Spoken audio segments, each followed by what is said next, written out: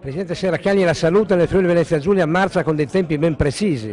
Sono dei cronoprogramma che ci siamo dati molto puntuali, li stiamo rispettando. A San Vito al Tagliamento non è la prima volta che veniamo, nel senso che abbiamo dato avvio ad importanti inaugurazioni. Oggi abbiamo inaugurato il cantiere di ristrutturazione dell'ospedale e anche il parcheggio esterno che servirà non solo per gli altri presidi sanitari a partire dalla casa di riposo, ma anche evidentemente ha liberato spazi che ci permetteranno qui di iniziare con velocità un cantiere che durerà circa 2 anni, un costo complessivo di circa 10 milioni di euro che metterà in sicurezza la struttura, la abbellirà e farà ovviamente tutti quegli interventi necessari per rispondere alle esigenze e ai bisogni dei nostri cittadini.